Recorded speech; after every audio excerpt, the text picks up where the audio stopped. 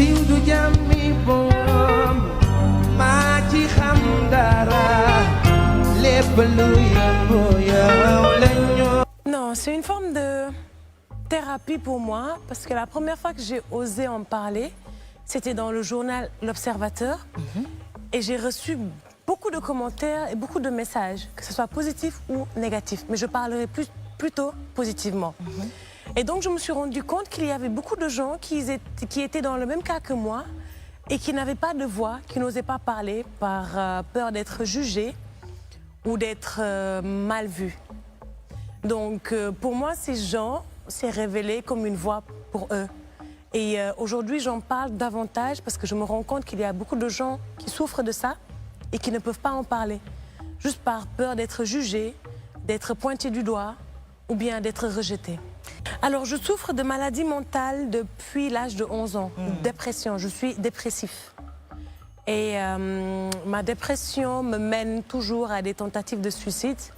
Et ce que je veux dire aux gens, c'est qu'une personne suicidaire ne cherche pas forcément à mourir, mais elle cherche juste à stopper la douleur. Parce que c'est une douleur qu'on n'arrive pas souvent à expliquer. Et cette douleur nous fait tellement mal qu'elle nous empêche de dormir, qu'elle nous empêche de nous concentrer, qu'elle nous empêche d'être heureuse. Et cette douleur peut aussi affecter les autres. Donc un suicidaire cherche toujours à stopper cette douleur en mettant sa vie en péril, prenant des médicaments, se péter les veines, ou bien se tirer une balle dans la tête, se pendre. Mais en tout cas, voilà, un suicidaire ne cherche pas à mourir. En fait, ma souffrance vient de beaucoup de choses. De plusieurs choses. Ouais, de plusieurs choses. Et je pense que ce qui m'a choqué le plus, c'est le divorce de mes parents, parce que j'ai grandi. Ouais, j'avais 3 ans, bien moins que ça. Je me rappelle pas en tout cas d'avoir mes deux parents ensemble. Mais après, je me rappelle juste que je suis issue d'un enfant de parents divorcés. Et pendant longtemps, j'ai cherché à comprendre pourquoi mon père n'était pas là, pourquoi ma mère souffrait autant. Et malheureusement, l'école ne m'a pas beaucoup aidée parce que le fait d'avoir subi autant de traumatismes avant d'aller à l'école a développé un bug et un dyslexique en moi. Donc c'est un handicap que je traîne depuis mon enfance. Et je me rappelle, avant d'aller à l'école, je me souviens que mes frères et sœurs m'aidaient beaucoup à terminer mes phrases ou bien à m'aider à m'exprimer. Mais ce n'est que quand je suis arrivée à l'école qu'on m'a dit que c'est un handicap, qu'on m'a frappée à cause de ça et qu'on m'a dit que ça pouvait m'empêcher de réussir. Personnellement, que tu avais un problème de trouble mental. C'est à l'âge de 11 ans. À l'âge de 11 ans, tu t'en es rendu compte? Tu as su à ce moment-là, quand tu as fait ta première tentative de suicide, que tu étais malade ou... Non, je ne savais pas si j'étais malade. Voilà. Mais à cet âge-là. À quel moment tu t'es rendu compte que tu étais malade? Quand j'étais internée. Et bien avant aussi, parce que j'avais déjà consulté des psychologues. J'avais un psychologue qui était au Canada avec qui je discutais beaucoup et qui m'a révélé plein de choses en moi. Mais je ne savais pas que j'étais autant dépressif.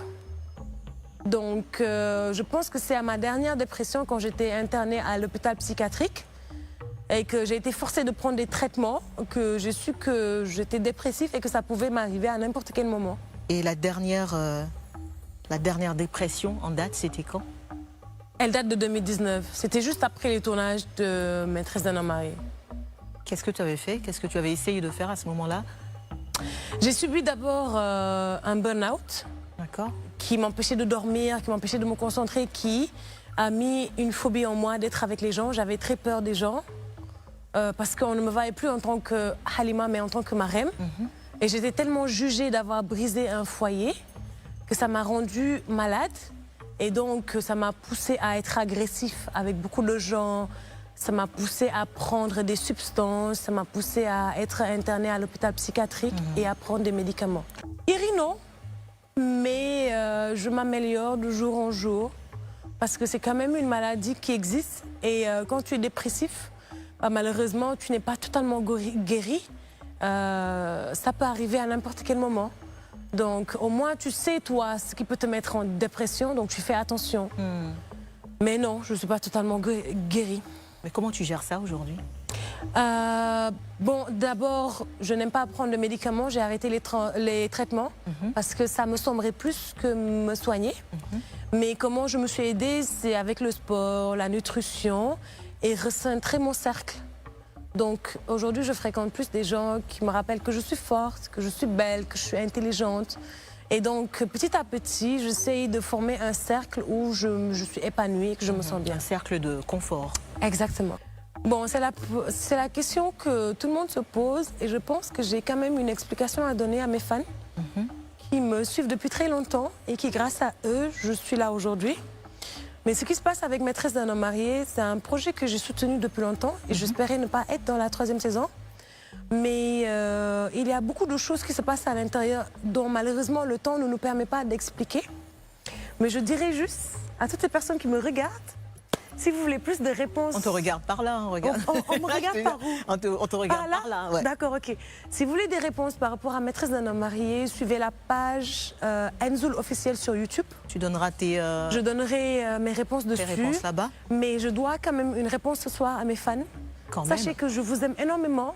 Sachez que Marème, c'est moi qui l'ai incarné. C'est Halima qui l'ai incarné. Donc je vous rappelle juste que vous n'aimez pas seulement Marème. Vous aimez Halima. Sauf si vous préférez plus Marème que Halima. Mais suivez l'histoire de Halima et vous saurez pourquoi aujourd'hui elle n'est pas dans la saison 3. Moi, je suis pas satisfaite, moi. Je sais, Connie. Ouais. Je sais que tu n'es pas satisfaite. Mais donc, je vais poursuivre avec mes questions. Dis-moi. Pour combien de saisons tu avais signé au préalable quand tu démarrais la série? Ok, je n'ai jamais signé de contrat exclusif avec la boîte de production. Ok. Je n'ai signé que des contrats de saison. Ok, donc Soit saison 1, tu as fini, saison 2. Et saison 2, j'ai fini. Et avant de signer la 3e saison, la production savait que j'avais beaucoup d'engagement, que j'avais beaucoup aussi de production.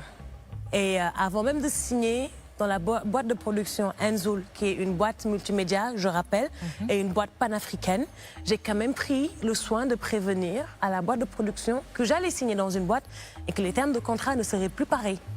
Donc, ce qui s'est passé, vous le saurez dans le documentaire et sur YouTube. Bon, ok, tu nous diras ce qui s'est passé là-bas, mais qu'est-ce que tu réponds tout de suite à ceux qui disent siiw du jàmmi boom maa ci xam dara lépp lu yëngu